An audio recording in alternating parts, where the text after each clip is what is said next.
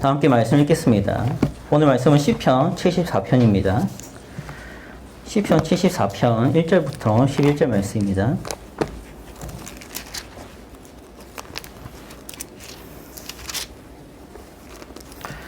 시편 74편 1절부터 11절 말씀입니다.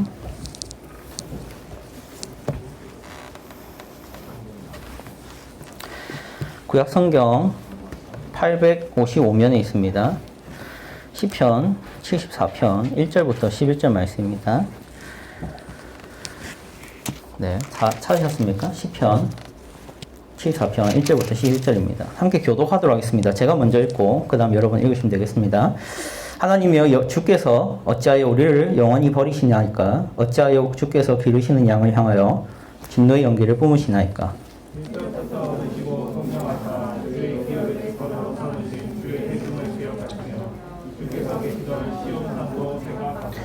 영구히 파멸된 곳을 향하여 주의 발을 옮겨 놓으소서. 원수가 성소에서 모든 악을 행하였나이다.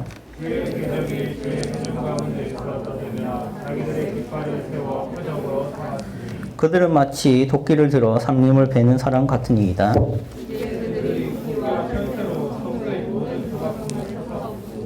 주의 성소를 불사르며 주의 이름이 계신 곳을 더럽혀 땅에 엎었나이다. 그들이 마음속으로 이르기를 우리가 그들을 진멸하지 않고 이 땅에 있는 하나님의 모든 나라를 진멸하자. 우리의 표적은 보이지 아니하며 선지자도 더 이상 없으며 이런 일이 얼마나 오래는지 우리 중에 아는 자도 없나이다. 하나님이여, 대적이 언제까지 비방하겠으며 원수가 주의 이름을 영원히 주께서 어찌하여 주의 손 곧 주의 오른손을 거두시나이까? 주의 품에서 손을 빼내시어 그들을 멸하소서. 아멘. 아멘. 예. 11절까지죠. 오랜만에 대면으로 예배하게 드리게 돼서 너무나도 기쁩니다.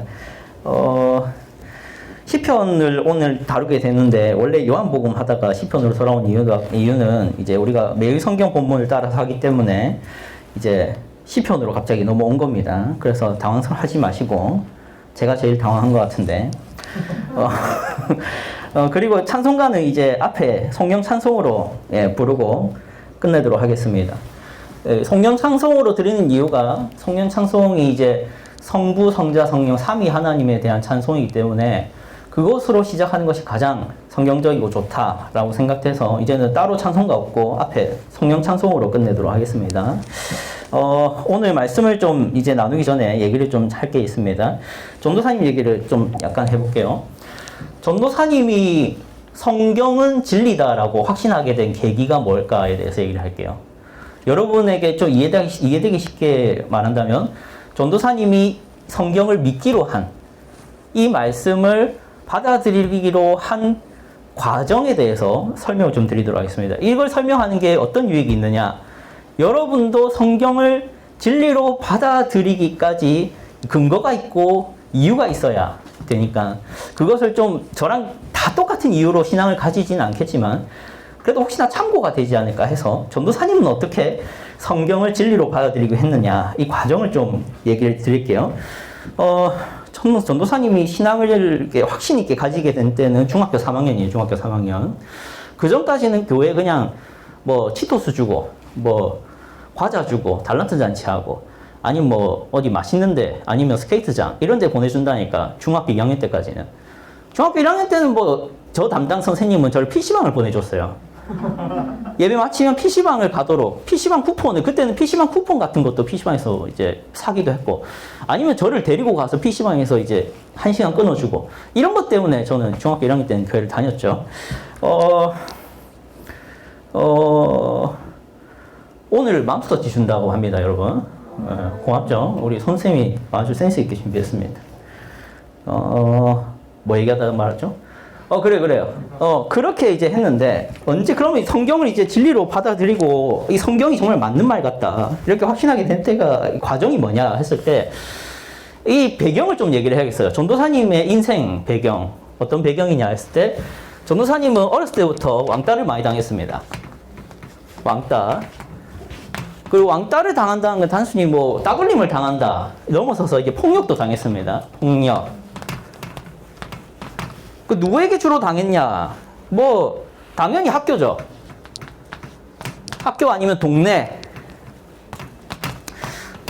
그 학교를 안 다닐 때, 그러니까 7살 때, 6살 때는 동네 친구들끼리 놀 때도 많았는데, 동네 친구들끼리 놀 때 항상 제가 술래를 해야 되고, 항상 내가 숨바꼭질을 하면은 찾아다니는 사람이어야 되고, 그리고 가위바위보를 해가지고 술래를 뽑자고 해서 한 번쯤은 그렇게 해주는 것 같이 보이지만 자기들끼리 짜고 자기들끼리 목만 내고, 그래서 내가 어떤 날은 볼을 내가지고 이겼는데 이긴 사람이 술래 이렇게 해버리고, 이거를 거의 뭐 동네에서도 당했고요. 그러니까 학교를 가면 이걸 안 당했냐 했을 때 학교 가도 당하죠. 학교 가도 어떤 왕따를 당했냐 하면은 전도사님이 그게 있었어요. 그러니까 어렸을 때부터 이게 뭐랄까, 이 야채들 중에 먹으면 물이 찍 나오는 게 있어요. 대표적인 게 뭐가 있냐면은 뭐 배추나 뭐 오이, 또 뭐가 있죠? 씹으면 물이 삐직 나오는 거, 파프리카 이런 거. 그걸 하면 전도사님이 식감 때문에 이렇게 오바이트를 했거든요, 어렸을 때. 그래서 전도사님은 그런 걸 못 먹었는데, 한국에서 그런 게 뭐 통합니까? 근데 이제 학교에서 급식을 먹으면 전도사님이 이제 뭐 김치가 나오고 하면 안 먹었어요. 물이 찍 나오는 게 그게 오바이트가 올라와서. 근데 그거를 이제 버리려 하니까 아이들이 못 버리게 하는 거죠. 초등학교 1학년 아이들이 못 버리게 하는 거죠. 그럼 어떻게 하냐 했을 때, 그 잔반통 있죠. 밥 먹고 나면 잔반통이 남아요. 뭐 김치도 떠다니고 뭐 온갖 자기들이 먹다 남은 거, 그걸 들고 와서 저한테 먹으라 해요. 전도사님 그런 걸 다 당했어요. 전도사님 왜 그걸 당했을까? 지금 생각하면 잘 이렇게 매치가 안 돼요. 왜냐하면 지금은 아주 무섭거든요, 제가. 그때는 왜 그랬을까 했을 때, 정말 전도사님이 약간 그걸 뭐라, 자아가 없다? 다르게 말해서 이게 자기 주장을 잘 못했어요. 뭔가 싫다, 뭐 좋다, 이런 말을 하지 못한 유약한, 좀 어떻게 말하면은 순진한, 어떻게 말하면 이제 하여튼 이게 많이 연약했어요. 워낙에 이제 이런 배경을 또 얘기해요. 그런 사람이 전도사님이 왜 됐느냐, 왜 그런 사람이, 전도사님이 왜 그런 사람이 되어 있었느냐 했을 때, 객관적으로 얘기를 해보면 가정 문제였어요. 전도사님 가정을 이제 언뜻 여러분한테 설교 중에 들었을 수도 있는데, 여러분이, 전도사님은 일주일에 5번 이상은 집이 깨져나가는 집에서 자랐습니다. 뭐 술이 깨지든, 아니면 뭐 담배 그 뭐라죠? 담배 그 재떨이가 이렇게 깨지든, TV가 깨지든, 하여튼 깨지는 다섯 날은, 일주일에 5날은 그런 가정에 자랐어요. 그러니까 어렸을 때부터 이제 그런 스트레스와 어떤 엄마 아빠의 그런 방치죠. 방치 속에서 자랐어요. 그렇다 보니까 애가 좀 이상한 거죠. 정필국이라는 아이는 이상한 아이였어요. 자기 주장도 못할 뿐더러, 그렇다고 뭐 공부도 뭐 제대로 배웠겠어요? 유치원도 안 가봤고, 뭐 학원이란 것도 못 해봤고, 돈이 없으니까. 뭐 빚 때문에 이제 2, 4만 뭐 1년에 3번 다녀야 되고. 근데 그게 그때는 이사인 줄 알았는데, 지금 생각하면 도망치는 거죠. 그러니까 아버지가 도박을 해가지고. 그 어머니는 이제 원래는 안 그러셨는데 점점 알코올 중독이 되어가시고. 그러다 보니까 이제 도망을 다녔던 것 같아요, 제가. 그러니까 뭐 누군가를 사귀어봤나, 대화를 해봤나, 제가 뭐 교제를 해봤나. 그러니까 사교성이 떨어지겠죠. 하여튼 모든 게 이게 하찮은 전필국이었어요. 자, 그러다가 이 치토스 먹으러 교회는 갔죠. 재밌잖아요, 그래도. 교회 가면은 뭐 괴롭히는 사람이 있나요? 근데 괴롭힘은 없었지만 교회 가도 마찬가지예요. 교회는 뭐 대단히 애들이 뭐 정상인인 줄 압니까? 왕따는 그대로입니다. 교회 가도 저를 따돌리고 저에게 그리 관심을 안 쓰는 그런 교회를 다녔어요. 그래도 거기가 좋은 점은 때리진 않으니까, 교회라는 곳에서. 나를 대놓고 괴롭히진 않으니까 교회라는 곳은 갈만한 장소였어요. 그래서 이제 교회는 계속 갔는데, 그러다가 중학교 1학년, 2학년 되면서 점점 자아가 생기죠. 그렇잖아. 중학교 1학년, 2학년. 자아가 생겨. 네가 뭔데 나한테 이래라 저래라 가 생기기 시작해요.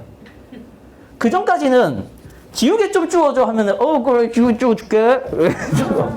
근데 일부러 지우개 던져놓고 지우개 좀 주워줘 하면은 그래 지우개 주워줄게 이렇게 했던 내가 그렇게 사람들의 장난감이 되어져 갔던 제가 자아가 생기는 거죠. 그때부터는 이제 활화산 같은 분노가 제 안에 가득 차기 시작했죠. 건들면 죽여버린다. 이게 내 마음속에 있었어요. 근데 그럼 그 내가 분노를 품는다고 해서 사람들이 그거를 그럼 공감해주고 그러면 아 얘가 분노가 많구나. 아, 내가 잘못했구나. 이렇게 해주나요? 안 해줍니다. 교회 사람 누구도 나를 안 알아줘요. 내가 이토록 분노를 쌓고 슬퍼하고 있다는 것을 이 얼굴과 몸짓으로 다 이렇게 막궁하고 있으면 어떤 애가 와가지고 아 너 많이 힘들었구나 이렇게 안 해요. 그냥 나 혼자 힘든 겁니다. 나 혼자 분노하고 있고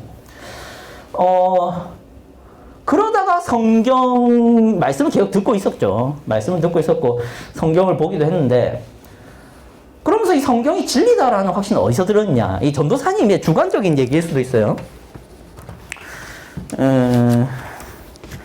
지우개가 오네. 이 악입니다. 악이. 이 악이. 악이가 뭐냐? 악한 의도. 악한 의도에 대해서 성경이 얘기를 하고 있더라고. 무슨 말이냐면 전도사님이 가정에서나 학교에서나 그리고 교회에서 매번 자주 경험하던 게 뭐냐면 나를 괴롭히는 이들의 악이, 나를 따돌리는 이들의 악이, 나를 무시하는 이들의 악이, 어머니를 때리는 아버지의 악이, 아버지를 무시하는 어머니의 악이, 이 모든 것을 적나라하게 경험했던 내 인생. 그래서 전도사님의 어렸을 때부터 가지고 있던 이 지우개 좀 누가 물 좀 갖다 주세요. 이 물이 없으면 안 지워져요, 이게. 물이 없으면. 그냥 말로 해볼게요. 아, 감사합니다. 네. 자, 전도사님의 감사합니다. 전도사님이 이미 중학교 2학년 때까지 가지고 있던 이 인간관, 사람은 어떤 존재인가? 전도사님은 사람을 어떤 존재로 바라보고 있었을까요? 그때까지. 자, 사람은 어떤 존재다라고 전도사님은 중학교 2학년 때 가지고 있었을까요? 악하다. 저는 절대로 사람을 좋게 안 봤습니다, 그때. 사람은 선하고, 괜찮습니다. 이거 다 지우셔도 괜찮아요. 예. 이렇게 해놓으시면 돼요. 예, 감사합니다. 사람은 선하고, 사람은 언제든지, 착해질 수 있는 존재로 안 봐줬어요. 사람은 미칠도록 악하고 더럽고 추악한 내면을 가진 존재로 생각하고 있겠죠. 왜? 너무 많이 당했으니까. 그런 전도사님의 인간관이 이미 있어요. 중학교 2학년 때까지. 그런 인간관을 기준으로 해서 성경을 딱 펼쳤더니 하나님이라는 사람이 아니죠. 신이 인간을 저주하고 있더라고요. 너희는 아담의 원죄로부터 태어난 죄인 덩어리다. 내가 너희를 짓밟아 죽여버리겠다. 라고 이 하나님이라는 신이 얘기를 하고 계시더라고. 그럼 내가 알고 있던, 내가 이때까지 경험했던 인간과 동일해요? 안 동일해요? 그러면 이 신은 정답을 말하고 있는 신이 되는 거죠. 그래서 이 신은 신이구나. 인간을 잘 아는구나. 정답을 말하고 있구나. 가 동의가 되는 겁니다. 그래서 성경이 이상한 책은 아니구나 하면서 관심을 가지게 되고, 그러면 이런 이야기를 한 하나님이라는 분은 계시겠구나로 넘어가기 시작했어요. 그래서 신앙이 생기기 시작합니다. 그럼 이런 얘기를 해볼 수 있겠죠. 아니, 전도사님, 저는 인간의 악이나 그런 가정의 불화, 어떤 사람의 악함 이런 거를 그리 저는 경험해보지 못했는데요. 저는 누군가가 저를 따돌리거나 누군가가 저한테 잔반통에 있는 음식을 갖다 먹으라고 그런 것을 저는 못 봤습니다. 저는 그런 거 안 당해봤어요. 하는 사람 있겠죠. 자, 그럼 생각해 봅시다. 왜 안 당했을까요? 걔들은 그걸 왜 안 당할까요? 왜 그거를 누군가는 안 당할까요? 잘생기고 이쁘면 안 당합니다. 공부 잘하고 자기 주장 잘하고 힘 세면 안 당해요. 그렇죠? 공부 잘하면 당할 수도 있어요? 그렇구나. 당할 수도 있지. 그래도 사람은 악하니까. 여러분, 사람은요, 이게 잘 생각해 보셔야 돼요. 내가, 그런 걸 안 당하고, 사람들한테 인정받고, 그런 어떤 왕따나 따돌림이나 폭력 속에 노출되지 않았다고 복이라고 생각하는 사람들이 많습니다. 그게 좋은 인생이라고 생각하는 사람이 있는데, 이런 악의와 고통과 사람들의 이런 폭력 속에 노출된 사람들일수록 오히려 하나님을 믿기가 쉬워집니다. 그렇다는 점에서 전도사님은 내 인생이 복이구나라고 고백하게 됐어요. 내가 만약에 그런 친구들과 가정과 사람들의 악의를 정면으로 노출된 적이 없었다면 전 성경을 그렇게 공감 못했을 거예요. 성경에서 사람을 자꾸 악하게 말하는 게 납득이 안 될 거예요. 사람은 무슨 불의와 탐욕과 정욕과 폭력과 분노와 시기와 질투하는 존재처럼 그려놓은 이 성경이 전혀 틀린 말을 하고 있다고 생각이 될 거예요. 왜? 나는 사람이 악하다고 생각 안 하니까. 그렇다면 성경이 공감이 안 되는 겁니다. 그래서 전도사님은 왜 그게 흡수가 됐냐? 전도사님이 경험한 인간이라는 존재는 더럽기 추악하기 짝이 없었거든요. 여러분이 어떤 상황에 노출되어 있는지 모르겠는데 저는 여러분이 그리 행복한 인생을 사는 것을 물론 여러분이 안 아프면 좋죠. 여러분이 안 힘들면 좋고 우울하지 않으면 좋아요. 하지만 그래서는 성경이 공감이 안 됩니다. 성경이 말하는 말이 전혀 틀린 말처럼 들리기 시작해요. 성경은 인간을 악하게 그리고 있거든요. 그래서 전도사님이 성경을 받아들이기 시작했다. 전도사님의 인생이 경험한 바로는 인간이 악하니까. 그래서 전도사님이 믿었는데 자, 이런 얘기를 왜 서론에서 하느냐. 시편이 뭔지를 좀 우리가 이해를 해봐야 돼요. 시편이 뭔지. 자, 한번 제목을 읽어봅시다. 시작. 원래 하나님의 자리였습니다. 한번 시편이 뭔지 좀 생각해 봅시다. 자, 함께 읽어보죠. 시작. 역사적 사실을 기록하는 역사서와 다르게 시편은 역사 속에서 한 개인이 느끼는 감정과 생각들이 기록되어 있다라고 되어 있습니다. 자, 역사서라는 게 있고요. 우리가 지금 이제 봐야 되는 책은 시편입니다. 여러분, 역사서는 뭘까요? 역사를 기록하는 거지. 시편은 뭘까요? 시입니다, 시. 네, 쉽게 말해서 시인데, 요게 한번 예를 들어서 한번 얘기를 해봅시다. 첫 번째, 역사적 일기 쓰기라는 게 있고, 일기를 쓸 때 역사적으로 일기 쓰는 게 있고, 또 일기를 쓸 때 시적으로 일기를 쓰는 게 있어요. 자, 그러니까 역사적으로 일기 쓰는 게 뭐냐? 이런 거죠. 여러분 일기 써봤는지 모르겠는데, 저 나이 때까지는 일기 쓰는 게 약간 숙제 같은 게 많았어요. 그러니까 일기를 쓸 때, 어릴 때는 일기를 잘 쓸 줄 모르잖아. 그러니까 보통 이렇게 쓴다고. 나는 오늘 치킨을 먹었다. 나는 오늘 엄마랑 놀이동산을 갔다. 재밌었다. 끝. 이렇게 일기를 씁니다. 그러니까 일기를 쓰는 게 뭐냐면 나는 뭘 했다. 나는 뭘 받았다. 나는 어디 가서 놀았다. 나는 오늘 누군가랑 싸웠다. 이런 일기 쓰기가 있겠지. 근데 그런 일기 쓰기가 뭐냐 했을 때 역사적 일기 쓰기예요. 어떤 사실들을 기록한 거잖아. 내가 뭘 했다는 그냥 사실들이에요. 그치? 근데 시편적 일기 쓰기가 뭐냐? 내가 오늘 놀이동산에 갔는데 별로 재미가 없었다. 왜 재미가 없었을까? 재밌는 친구가 없이 혼자 갔기 때문이다. 혼자 가서 외로웠다. 다음에는 친구랑 와야지. 이게 시편적 일기시가 되는 겁니다. 뭐가 다릅니까? 사실만 기록된 게 아니라 그래서 내가 뭘 느꼈다. 그래서 내가 뭔가 싫었다. 이게 시편적 일기 쓰기로 넘어가는 겁니다. 이 차이를 아시겠나요? 그러니까 여러분이 시편이라는 책을 읽을 때는 이게 역사적인 기록, 사실들의 기록이 아니라 그 역사적 상황에서 한 사람이 느끼는 경험과 해석과 인식과 느낌들이 기록된 거예요. 다르게 말할게요. 역사서는 이스라엘이 전쟁을 했는데 이겼다. 이런 기록들만 있는 거라면 시편은 그런데 나는 슬펐다. 승리를 했지만 나는 괴로웠다. 왜? 왜 괴로울까?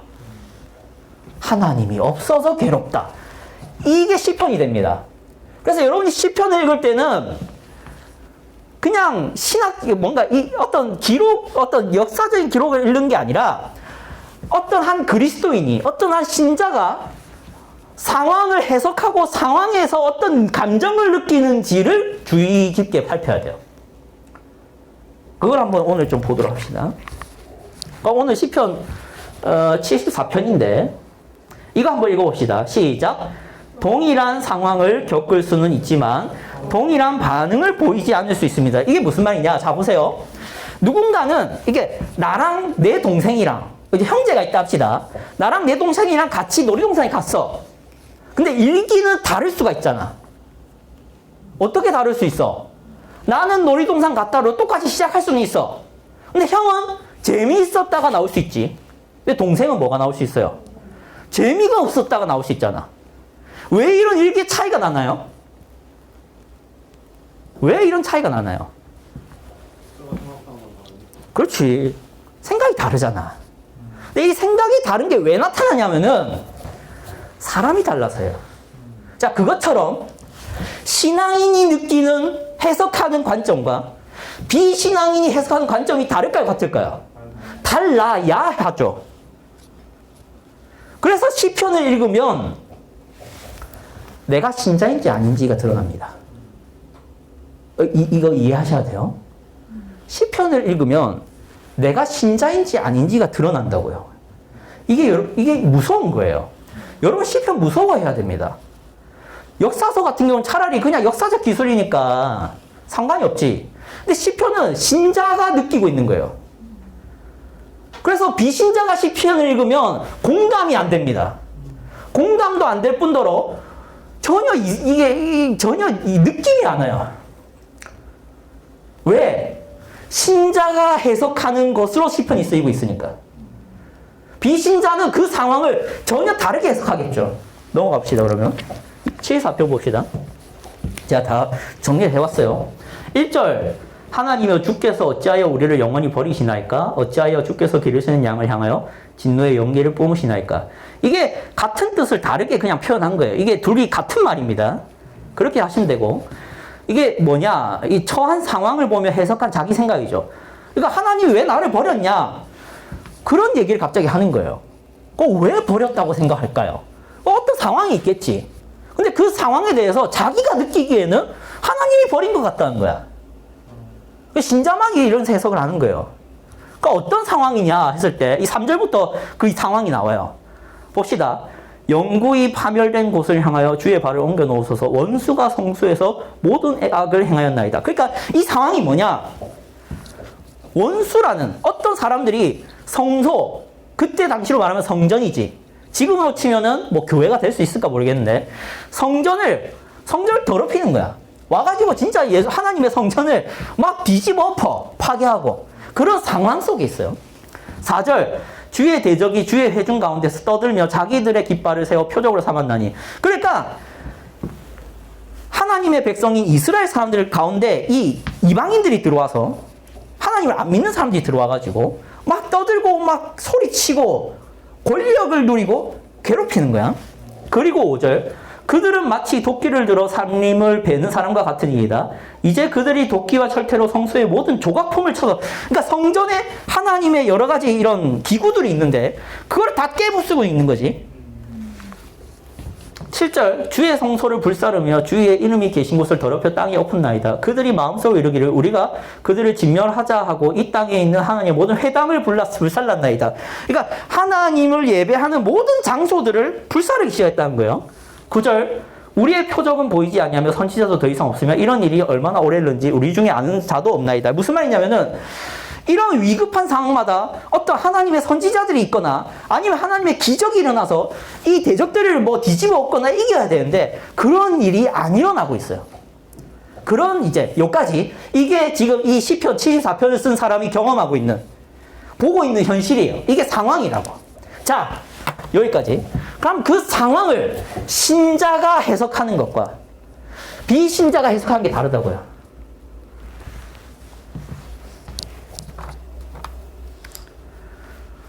그러면 봅시다. 뭐가 다르냐? 일단 이 역사적 상황의 팩트 1.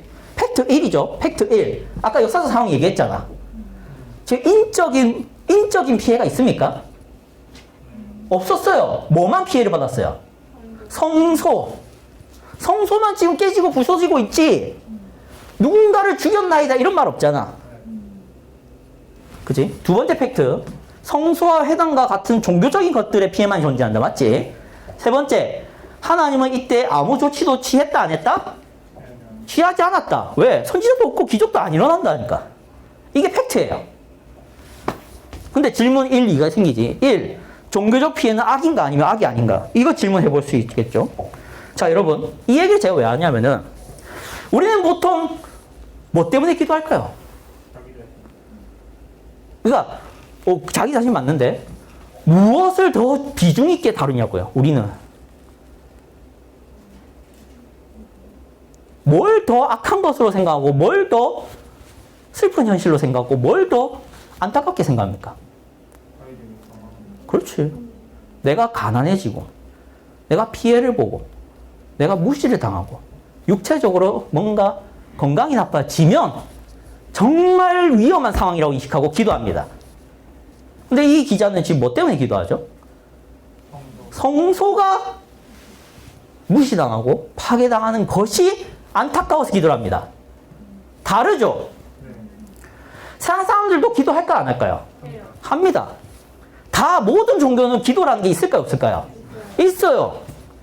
근데 그들의 기도의 내용의 대부분은 뭘까요? 그렇지. 내가 잘 되고 내가 지금 힘든 게 해결되는 것. 그걸 기도하죠. 근데 이 시편 기자, 이 신자는 뭘 안타까워합니까? 하나님의 성소가 파괴되는 게 가장 슬픈 이유예요. 이 얘기를 왜 하냐? 한국 교회가 코로나 때문에 뭘 슬퍼합니까? 성도가 경제적으로 어려운 것만 기도하지 하나님의 교회가 무시당하는 것을 슬퍼하지는 않습니다. 다르게 말해볼까요? 우리가 비대면 예배를 드릴 수밖에 없는 이 상황을 슬퍼하진 않고 내가 가난해지거나 내가 무시를 당하기 시작하면 슬퍼한다고요. 제가 지금 정치적인 얘기를 하자는 게 아니라 맞춰줘야겠죠. 하나님을 모르는 사람들이 교회에게 예배 드리지 마라라고 하면은 드리지 말아줘야 됩니다. 그게 우리가 더 성숙하니까 그래야 돼요. 그러나 왜 안 슬퍼하냐고. 하나님이 무시를 당하기 시작하잖아요. 하나님이 가장 무시당하는 발언이 뭔지 아십니까? 먹고 사는 게 중요하지 예배를 굳이 드려야 되나? 이 말이 가장 슬픈 말입니다. 근데 이 말에 누구나 교회 다니는 사람들도 공감을 하고 있는 게 문제예요. 마치 예배 드리는 거 뭐 먹고 사는데 중요하다고. 아, 잠깐 안 드려도 되지. 하지만 음식점은 문 열어야 돼. 카페도 문 열어야 돼. 회사도 돌아가야 돼. 모든 공무원 기관들도 돌아가야지. 그거는 우리가 살아가는데 필요한 거니까. 근데 교회는 멈춰도 되지 않냐? 뭐가 중요하다고? 이게 세상상 관점이잖아요. 근데 왜 여러분이 공감합니까? 시편 기자가 지금 뭐 때문에 슬퍼합니까? 성소가 무시를 당하는 게 슬픈 거예요. 이게 신자입니다. 어떤 사람은 이렇게 말하죠. 신자의 증거가 뭐냐? 사회, 사람들의 이웃 사랑, 이웃의 생명을 지키기 위해서 예배를 포기할 수 있는 그 사람이 신자 아니냐? 이거는 가짜 종교인들이 하는 생각이에요. 인간을 사랑하는 거잖아. 저는요, 아까도 말했지만 인간이 너무 싫습니다. 인간 사랑할 줄 하나도 없어요. 제가 봤을 때.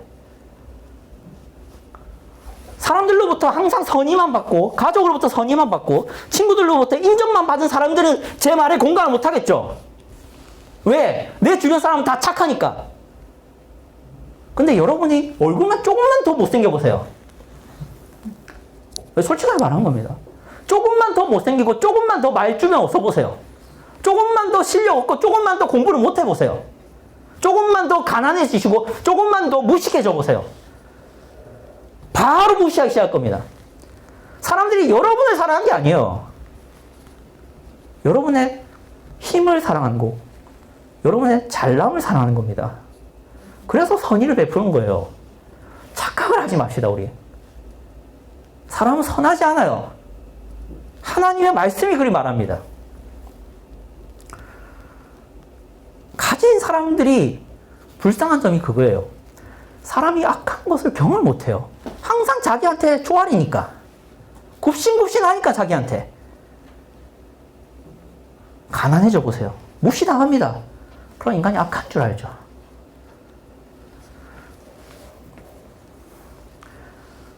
그런 인간관을 가진 전도사님에게는 이웃 사랑이 신자의 증거다. 이게 공감이 안 됩니다. 하나님 사랑이 참 종교예요. 그리고 그 하나님이 나에게 사람을 사랑하라 하니까 하는 거지. 그렇게 나아가는 거예요. 시편 기자가 가장 슬퍼하는 악은 성소 회파입니다. 두 번째 질문이죠. 하나님은 성소와 회당이 더럽힐 때까지 왜 악을 막지 않으시는가 하는 거예요. 이건 아까 얘기했으니까. 로마서 1장 28절부터 32절인데 한번 봅시다. 로마서 1장 펼쳐보세요. 로마서 1장입니다. 롬입니다. 롬. 신약성경 240. 로마서 1장 28절부터 32절입니다. 28절부터 32절.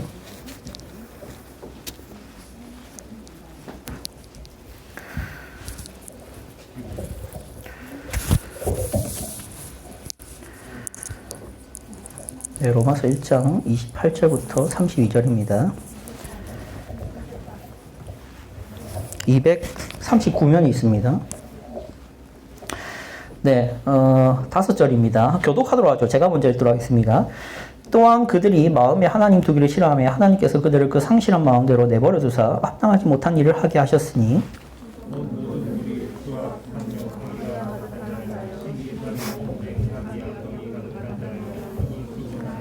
비방하는 자요, 하나님께서 미워하시는 자요, 능욕하는 자요, 교만한 자요, 자랑하는 자요, 악을 도모하는 자요, 부모를 거역하는 자요,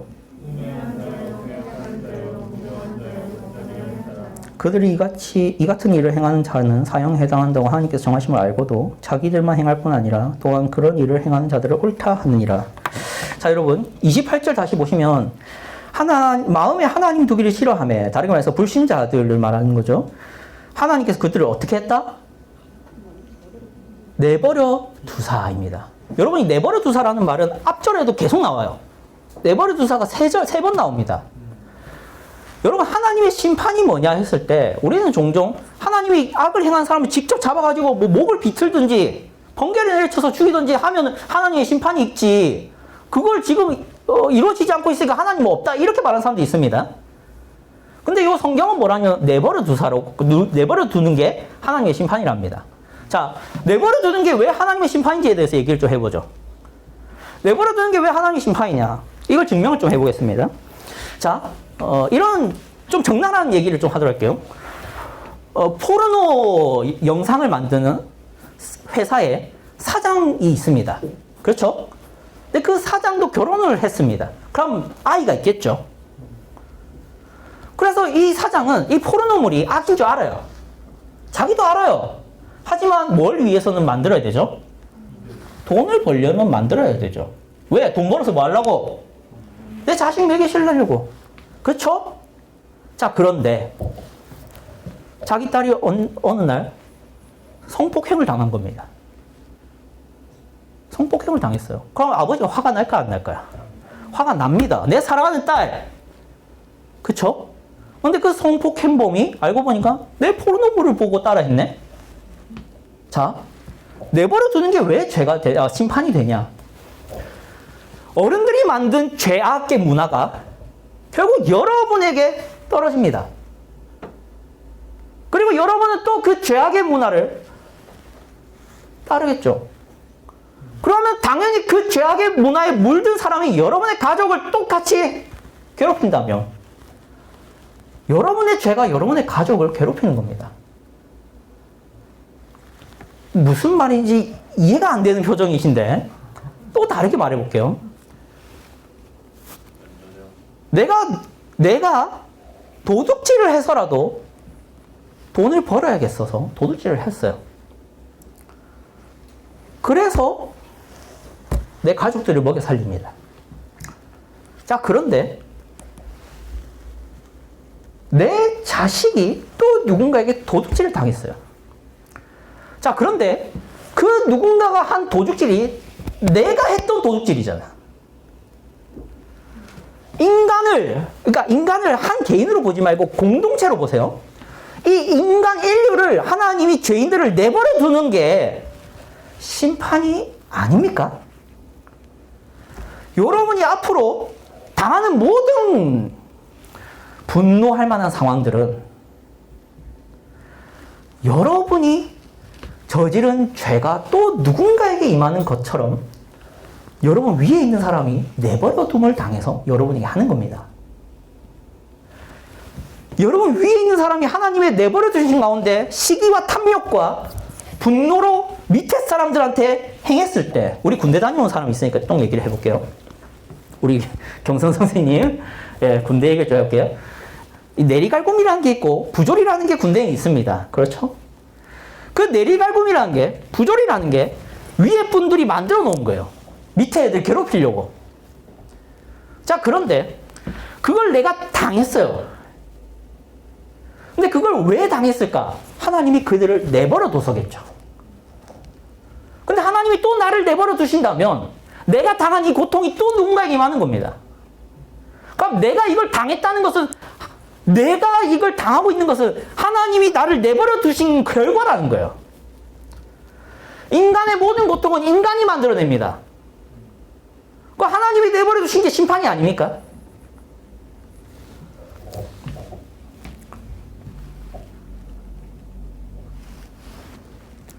그래서 하나님 왜 가만히 계십니까? 하나님 왜 악을 행하는 이들을 심판하지 않으십니까? 이런 말은 할 수는 있을지 몰라도 그게 하나님의 심판입니다. 심판이에요.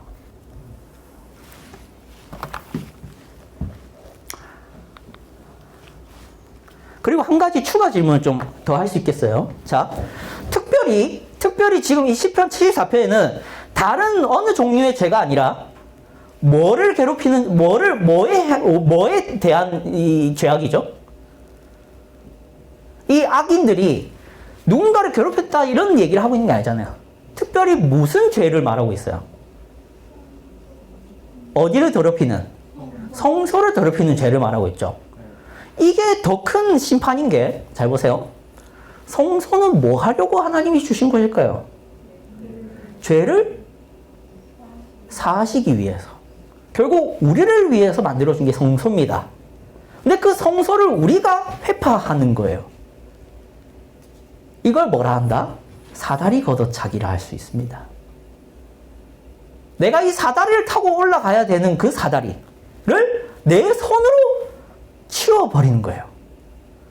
그게 아주 강력한 심판입니다. 그걸 내버려 두는 것은 하나님한테 피해되는 거 1도 없어요. 다 우리 피해입니다. 자, 그런데 오늘 반모임 없으니까 좀 많을게요. 요한복음 2장 21절 같이 읽어봅시다. 시작. 그러나 예수는 성전된 자기 육체를 가리켜 말씀하신 것이라. 성전이 누구다? 예수님이다라는 게 밝혀져요. 신약 성경에 와서. 그런데 그 예수를 사람들이 어떻게 하죠? 때려 죽이죠. 근데 그게 그들한테 좋아 보일지 몰라도 결국엔 안 좋습니다. 왜? 예수님도 어떤 용도로 오셨습니까? 우리의 죄를 사하시려고. 그래서 우리가 사실 예수님을 때려 죽인다고 해서 하나님께 피해될 게 1도 없어요. 그래서 우리가 하나님 왜 예수님을 괴롭히는 이들을 심판하지 않으십니까? 하나님 이렇게 말할 필요 없습니다. 하나님 입장에서는. 그저 너희 피해일 뿐이에요. 여기서 너희는 우리죠. 우리가 예수님을 거절하는 것이 나의 피해 외에는 아무것도 하나님께 피해될 게 없어요. 그런 행동을 하지 말아야 됩니다. 그런데 우리는 그런 행동을 할 수 있을까요? 없을까요? 있어요. 있다고요. 어떻게? 이거는 정리인데, 자, 끝내도록 하죠. 우리도 성소를 파괴할 수 있습니다. 어떻게요? 예수님을 무시하는 것으로요. 성소가 예수님이거든요.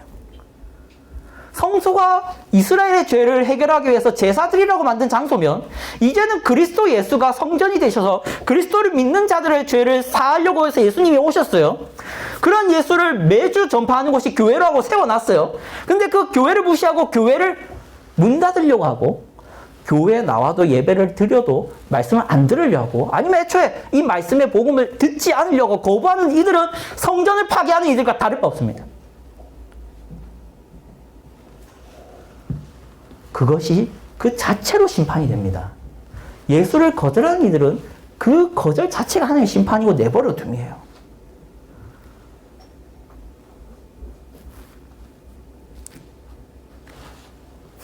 이렇게 자꾸 혼내는 걸로 끝내면 안 되는데.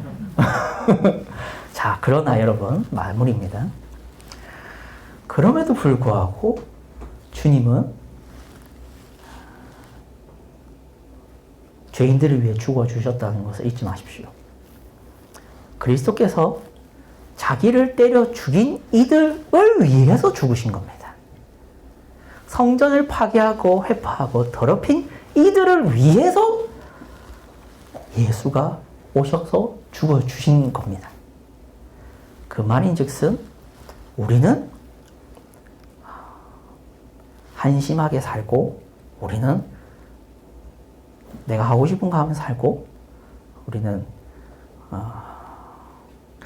마치 성전에 들어가서 성전에 있는 모든 기구를 뒤집어 엎고 거기다가 오물을 뿌리는 그런 인생을 사는 것 같을지라도 주님은 그런 여러분을 위해서 대신 죽어주셨다.